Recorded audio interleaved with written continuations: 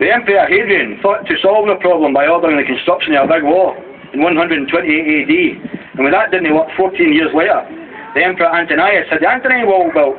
Well, that didn't work either. Eventually the Romans realised that they could never defeat us and buggered off back to Rome in the year 410 AD.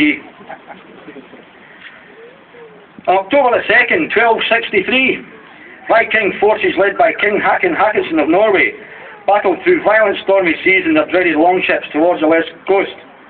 800 Viking warriors, including King Håkon himself, were swept inshore by the storm, and thanks only to superior Norse seamanship skills, successfully landed at Largs intact, where they were promptly dealt with by King Alexander III leading his army of 8,000 fighting mad Scots. One of the few times in history, thanks to the Scottish weather, that the odds were in our favour. This battle effectively ended any Viking domination of Scotland and her islands, and when King Håkon died in Orkney, later that same year, only that island and Shetland remained in the Norwegian hands after the Treaty of Perth in 1266.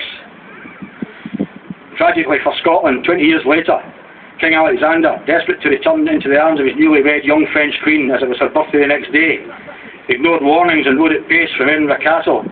He became separated in the dark, rain-lashed, wind-swept night from his guides and was to fall from his horse and to his death over the cliffs at Kinghorn in Fife. And so, the darkest period in Scotland's history was set in motion. This conveniently brings my short travels through our bloodied past to the most detested, hated, quintessentially English monarch to ever set foot on Scottish soil. No speech of mine would be complete without my usual character assassination and personal opinions on the mindset of this odious creature.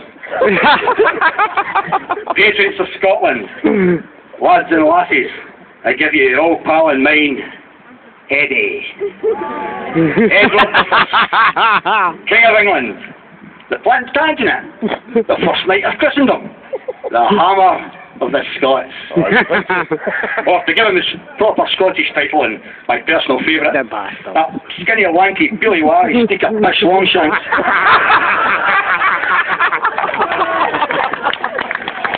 The one man responsible for centuries of bad blood and ill feeling between Scotland and our nearest neighbours. Feelings that still run high over 715 years later. Make no mistake, my friends, this immoral, greedy, over-ambitious, power-mad cesspit of an individual is solely to blame for the wars of independence that existed between Scotland and England and caused the death and suffering of countless thousands on both sides. A king of no virtue, whom history would prove beyond doubt to be a low-life, conniving, backstabbing liar. A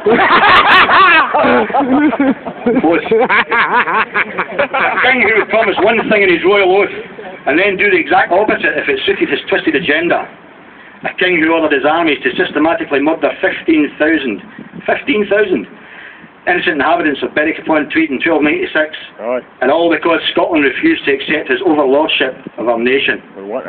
A king who destroyed this nation's irreplaceable historical documents, burned churches, stole treasures, and who carried a worthless chunk of sandstone, which he believed was the stone of Scone back to London, to be placed under an English throne to represent dominance over Scotland. A king who so feared William Wallace that when the Wallace was shamefully betrayed and captured, he had him dragged to London in chains like a dog. And after the farce that constituted a trial under English law, where Wallace had no legal representation, where the verdict was preordained before the proceedings had even started, he had the great Wallace butchered before a baying crowd as part of the day's market fair's entertainment.